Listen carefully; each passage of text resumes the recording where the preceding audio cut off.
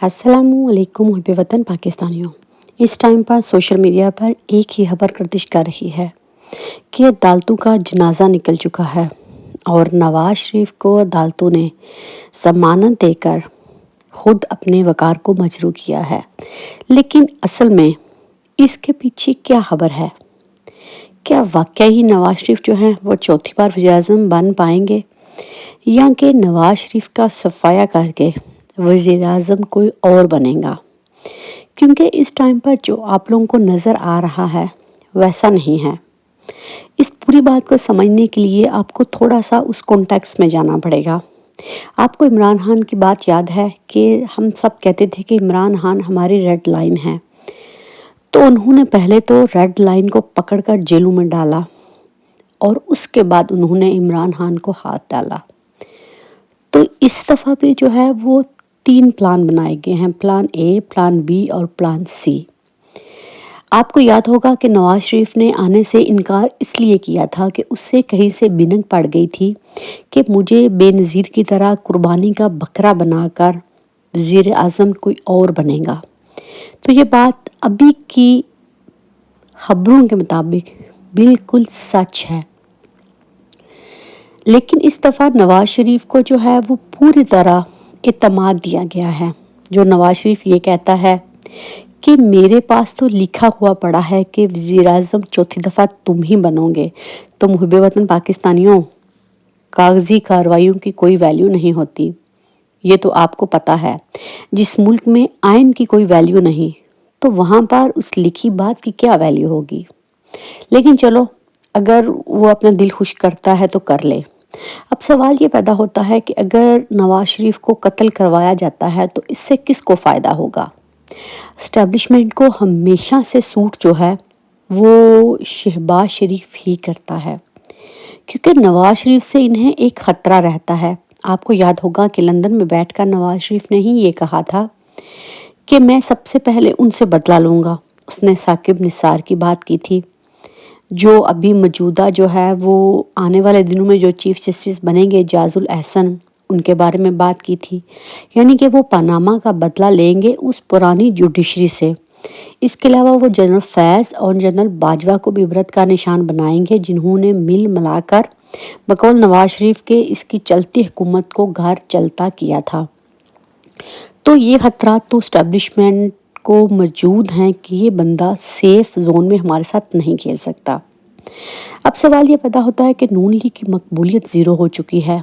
इमरान खान की मकबूलियत का ग्राफ जो है वो 85% है।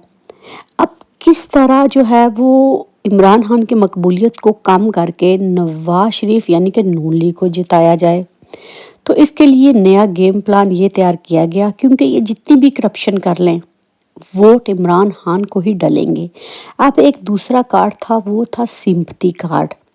अब वो कार्ड हमें खेलने के लिए किसी की कुर्बानी चाहिए। आपको याद होगा कि पीपल्स पार्टी जो थी वो तकरीबन ख़त्म हो चुकी थी। बेनज़ीर को लाया गया, कत्ल करवाया गया, और उसका फल किसने बैठ के खाया? और उसका शौहर और बेटा जो कि इक़्तिदार में होते हुए भी अपनी बीवी और अपनी माँ के कातलों को नहीं पकड़ सके। तो फिर सोच लीजिए कि ये इक़्तिदार किस हद तक जालिम है। उसके बाद जो है अब यही फार्मूला जो है वो अपनाया गया है, लेकिन ये अभी प्लान ए है और इसमें कैंडिडेट जो है वो मरीम नवाज़ होंगी, क्योंकि मरीम नवाज़ को जब हम बनाएंगे तो उसके बाद जो है अगर वो कुछ चूं चढ़ां करती हैं तो हमारे पास पूरी एक कोलिशन मौजूद होगी। फजलुर रहमान इस सेटअप में नज़र आते बिल्कुल भी मुझे दिखाई नहीं दे रहे। इसके अलावा जो पीपल्स पार्टी है वो पहले ही नाखुश है, उनको पता चल चुका है, लेकिन ये लोग क्या कहें, क्योंकि ये हमाम में पहले ही सारे नंगे हैं। ये कुछ कहेंगे तो इनके ऊपर जो है वो नैब के केसेस खोल दिए जाएंगे। तो इसीलिए प्लान ए यही है। प्लान बी ये है कि अगर ये प्लान कत्ल वाला नाकाम हो जाता है, ज़ाहिर है नवाज शरीफ जब पाकिस्तान आएंगे तो वो भी तो इन चीज़ों से बाखबर होंगे। उसने भी कोई अपना प्लान बनाया होगा, क्योंकि वो बहुत शातिर खिलाड़ी है। दूसरी तरफ शहबाज शरीफ इसी चक्कर में चुप है कि बड़े भाई का खात्मा होगा और वजारत जो है वो मेरे कदमों में आएगी, क्योंकि मैं बूट बहुत अच्छे तरीके से पॉलिश करता हूँ। मरीम नवाज़ को ये लालच दिया जाएगा कि चलो تمہارا تو کوئی چانس نہیں تھا، اب تمہارا باپ چلا گیا تو تم آگے آ جاؤ۔ تو محب وطن پاکستانیوں، میں آپ کو ایک بات آج کہتی ہوں کہ یہ جتنی بھی چالیں چل لیں، بہترین چال چلنے والا بے شک اللہ ہے، لیکن جس دن ووٹ ہوگا، اگر اس دن ہم اپنے ووٹ کی حفاظت کر لیں تو یقین جانیے ہمیں عمران خان جیسا لیڈر واپس مل سکتا ہے۔ ان لوگوں کے پاس دوسری کوئی اور آپشن بچتی ہی نہیں کہ یہ عمران خان کو جیل سے رہا کریں، کیونکہ یہ جس کو بھی لے آئیں، یہ نون لیگ کو لے آئیں، یہ کس طرح ملک چلائیں گے؟ یہ امیدیں لگائے بیٹھے ہیں سعودی عرب سے۔ سعودی عرب ان کو کہے گا کہ ٹھیک ہے، انڈیا کے ساتھ اپنی ٹریڈ کرو۔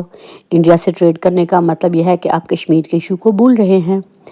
تو اس ٹائم پر یہ لوگ جو بھی کھچڑی پکائیں گے اس سے نقصان انہی کو ہونے والا ہے، کیونکہ یہ ان چیزوں کا حل نہیں ہے۔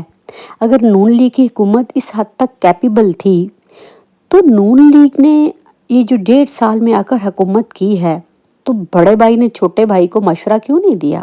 تو محب وطن پاکستانی یہ کرپٹ ہیں، ان کا ایک ہی دماغ ہے، یہاں سے کھانا ہے اور لندن میں اپنا مال بنانا ہے۔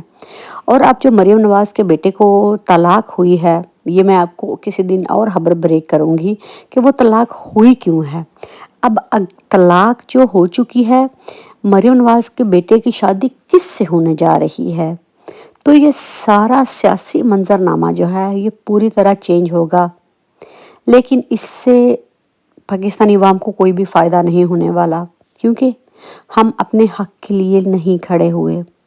آپ فلسطین کو ہی دیکھ لیجئے، ان کے پاس کچھ نہیں تھا، کوئی دنیا کی چیز ان کے پاس نہیں تھی، لیکن ان کے پاس صرف ایک جذبہ تھا۔ ہمارے لیڈر نے ہمیں جذبہ دیا، ہمیں راستہ بتایا، ہمیں رہنمائی کی، لیکن ہم اس راستے پر نہیں چل سکے۔ اس کا نقصان یہ ہوا کہ وہ جیل میں بیٹھا ہے راستہ دکھانے والا، اور ہم مہنگائی کو لے کر اپنے سر پیٹ رہے ہیں۔